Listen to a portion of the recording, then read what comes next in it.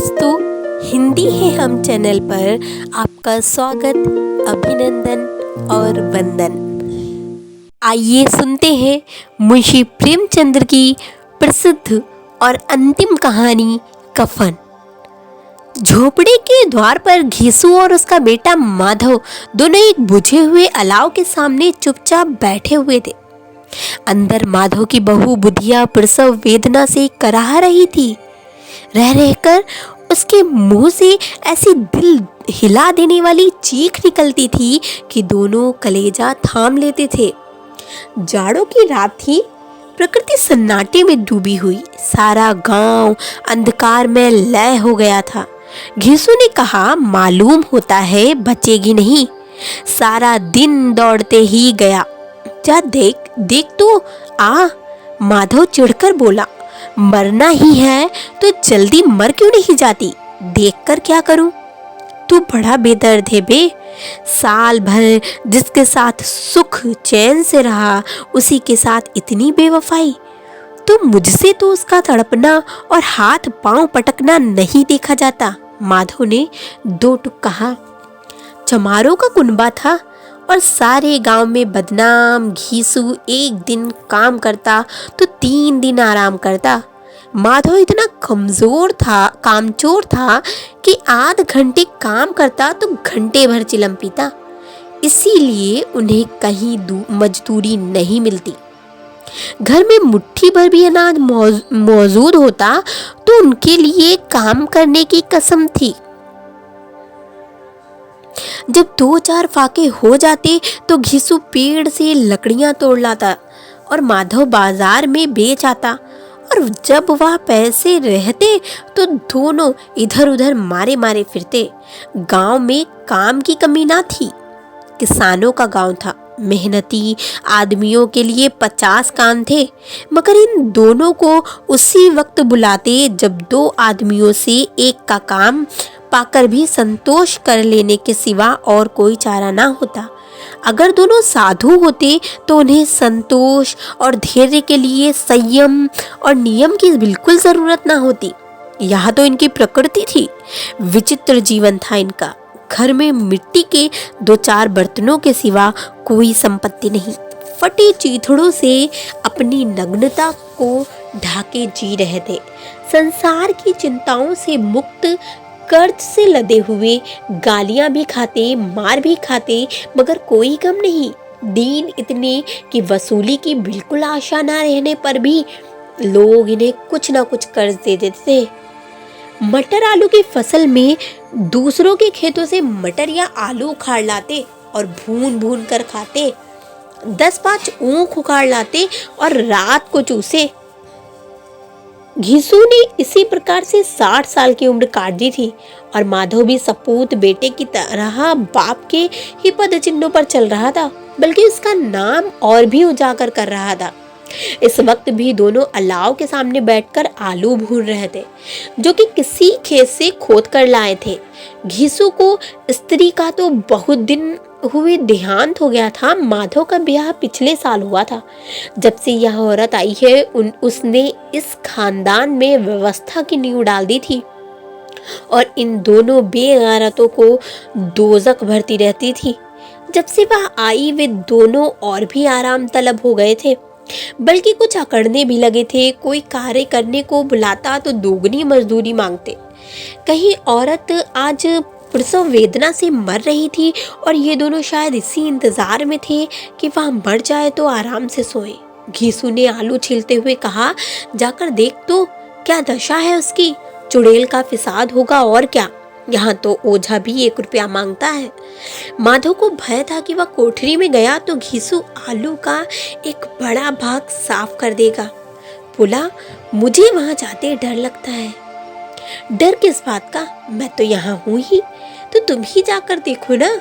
मेरी औरत जब मरी थी तो मैं 3 दिन तक उसके पास से हिला तक नहीं, और फिर बहू मुझसे लजाएगी कि नहीं, जिसका कभी मुंह भी नहीं देखा। आज उसका उघड़ा हुआ बदन देखूं, उसे तन की सुध भी ना होगी। मुझे देख लेगी तो खुलकर हाथ पांव भी ना पटक सकेगी। घीसू ने कहा, मैं सोचता हूँ कोई बाल बच्चा हुआ तो क्या होगा। सोंठ, गुड़, तेल कुछ भी तो नहीं है हमारे घर में। सब कुछ आ जाएगा, भगवान दे तो। जो लोग अभी एक पैसा नहीं दे रहे हैं वे कल बुलाकर रुपए देंगे। मेरे 9 लड़के हुए, घर में कभी कुछ ना था, मगर भगवान ने किसी न किसी तरह बेड़ा पार लगा ही दिया। जिस समाज में रात दिन मेहनत करने वालों की हालात उनकी हालात से कुछ अच्छे ना थी, और किसानों के मुकाबले वे लोग जो किसानों की दुर्बलताओं से लाभ उठाना जानते थे कहीं ज्यादा संपन्न थे, वहां इस तरह की मनोवृत्ति का पैदा हो जाना कोई अचरज की बात ना थी।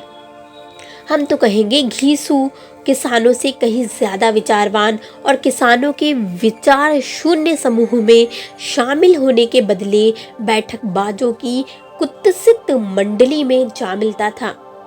हाँ, उसमें यह शक्ति ना थी कि बैठकबाजों के नियम और नीति का पालन करता, इसलिए जहां उसकी मंडली के लोग गांव के सरगना और मुखिया बने हुए थे, उस पर सारा गांव उंगली उठाता था।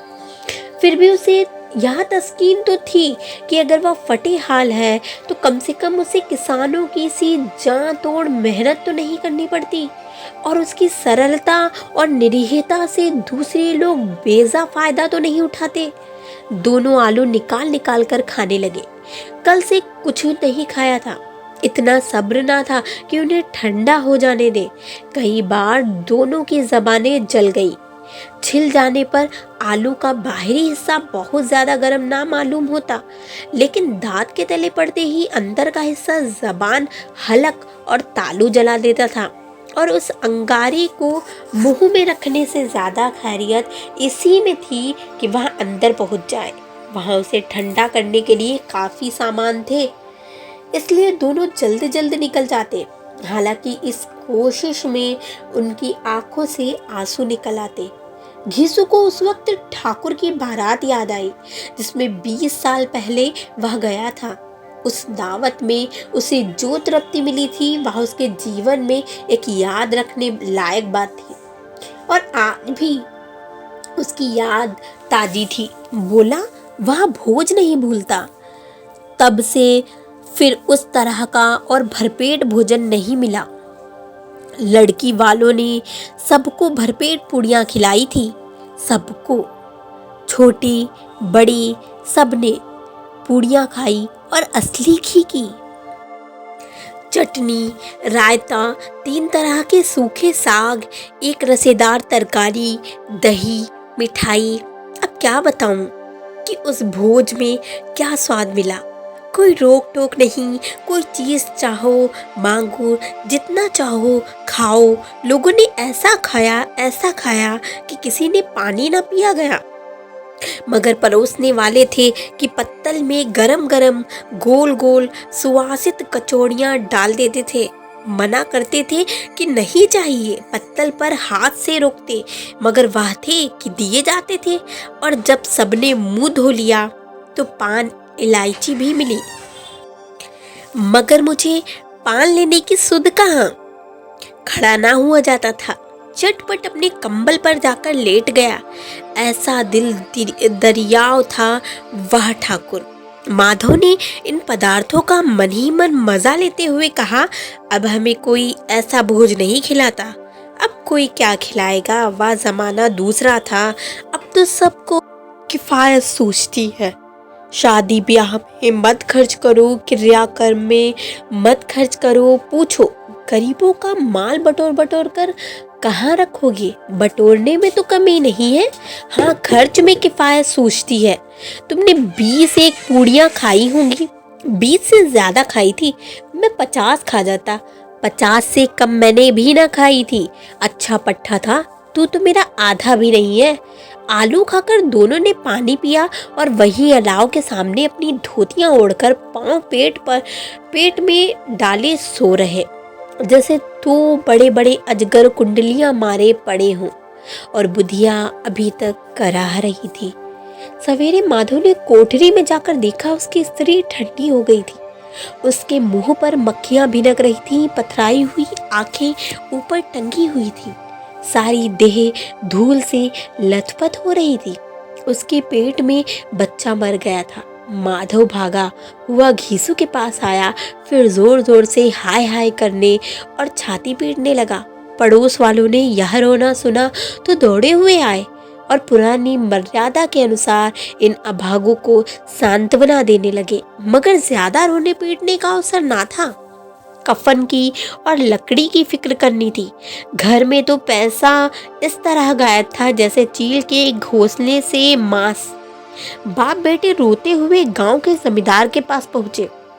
वह दोनों की सूरत से नफरत करते थे। कई बार इन्हें अपने हाथों से पीट चुके थे, चोरी करने के लिए, वादा कर काम पर ना आने के लिए।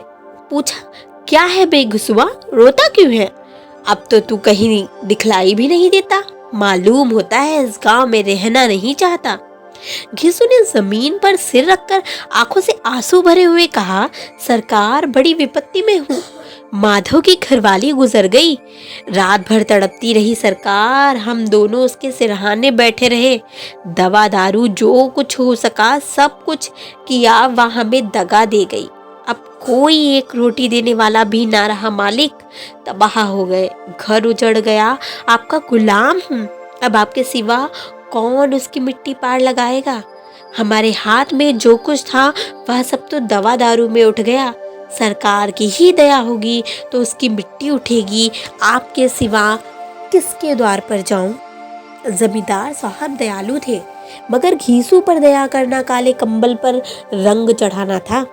जी में तो आया कह दे, चल दूर हो यहाँ से, यूं तो बुलाने से भी नहीं आता, आज जब गरज पड़ी तो आकर खुशामद कर रहा है, हरामखोर कहीं का, बदमाश।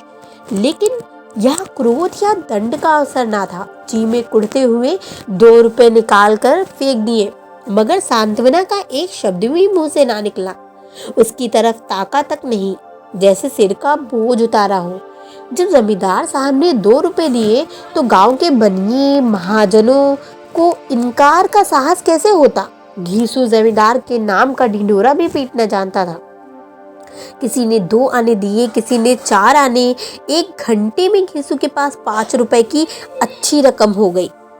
कहीं से अनाज मिल गया, कहीं से लकड़ी, और दोपहर को घीसू और माधव बाजार से कफन लाने चले। इधर लोग मांस वास काटने लगे। गांव की नर्म दिल स्त्रियां आकर लाश देखती थीं और उसकी मिट्टी पर 2 बूंद आंसू गिराकर चली जाती थी। बाजार में पहुंचकर घीसू बोला, लकड़ी तो उसे जलाने भर को मिल गई, क्यों माधव? माधव बोला, हाँ लकड़ी तो बहुत है, अब कफन चाहिए तो चलो कोई हल्का सा कफन ले ले। और हाँ और क्या, लाश उठते उठते रात हो जाएगी, रात को कफन कौन देखता है? कैसा बुरा रिवाज है कि जिसे जीते जी तन ढकने को चिथड़ा भी नहीं मिला, उसे मरने पर नया कफन चाहिए। कफन लाश के साथ जल ही तो जाता है, और क्या रखा रहता है? यही 5 रुपए पहले मिलते तो कुछ दवा दारू कर लेते। दोनों एक दूसरे के मन की बात ताड़ रहे थे। बाजार में इधर उधर घूमते रहे, कभी इस बजाज की दुकान पर गए, कभी उस दुकान पर। तरह तरह के कपड़े, रेशमी और सूती देखे, मगर कुछ जचा नहीं।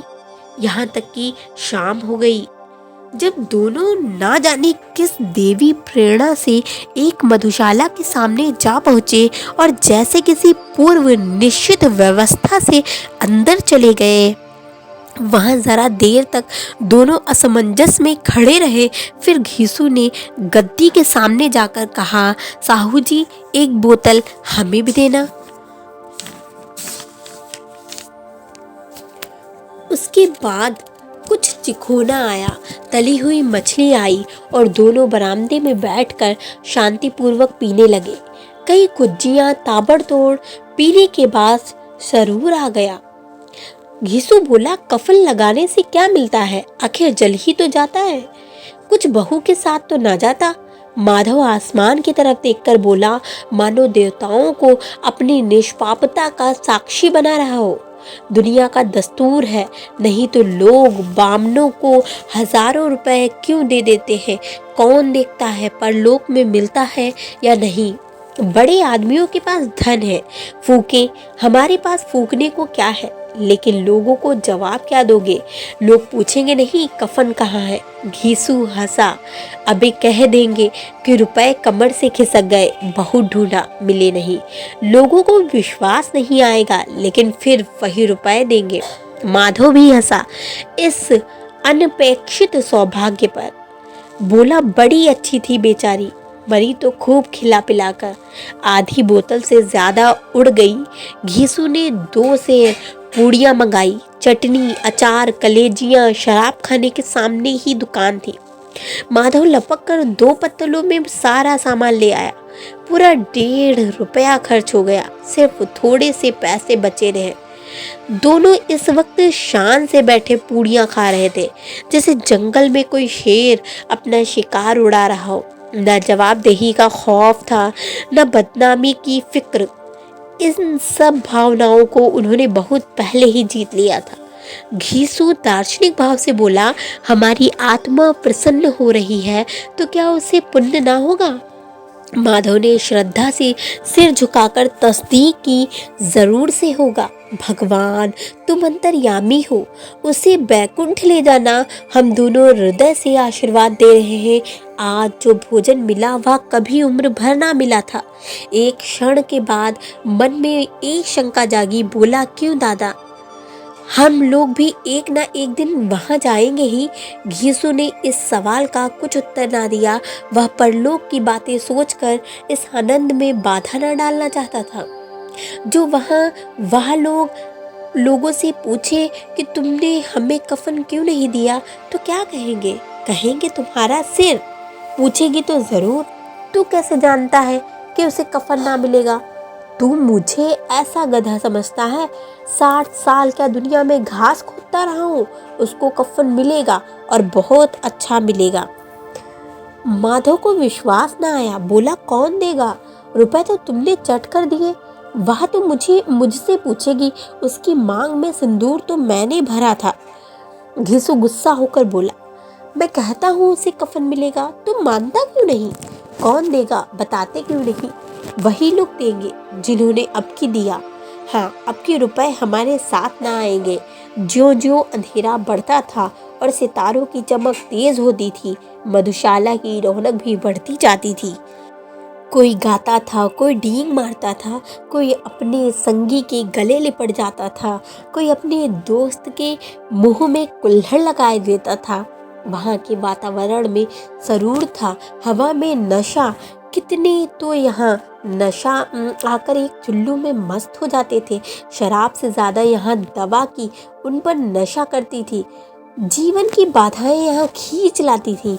कुछ देर के लिए यह सब भूल जाते थे कि वे जीते हैं कि मरते हैं, या ना जीते हैं ना मरते हैं। और ये दोनों बाप बेटे अब भी मजे ले लेकर चुस्कियां ले रहे थे। सबकी निगाहें इनकी ओर जमी हुई थी। दोनों कितने भाग्य के बली हैं। पूरी बोतल बीच में भरपेट खाकर माधव ने बची हुई पूड़ियों का पत्तल उठाकर एक भिखारी को दे दिया, जो खड़ा इनकी ओर भूखी आंखों से देख रहा था। और देने के गौरव, आनंद और उल्लास का अपने जीवन में पहली बार अनुभव किया। घीसू ने कहा, ले जा, खूब खा और आशीर्वाद दे।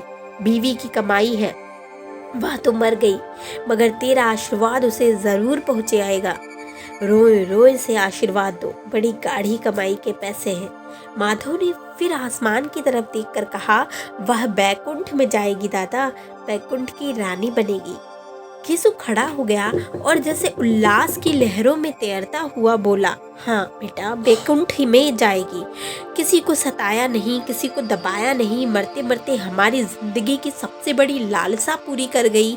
वह ना बैकुंठ में जाएगी तो क्या ये मोटे मोटे लोग जाएंगे, जो गरीबों को दोनों हाथों से लूटते हैं और अपने पाप को धोने के लिए गंगा में नहाते हैं और मंदिरों में जल चढ़ाते हैं। श्रद्धालुता का यह रंग तुरंत ही बदल गया। अस्थिरता नशे की खासियत है। दुख और निराशा का दौर हुआ। माधव बोला, मगर दादा, बेचारी ने जिंदगी में बड़ा दुख भोगा, कितना दुख झेल कर मरी।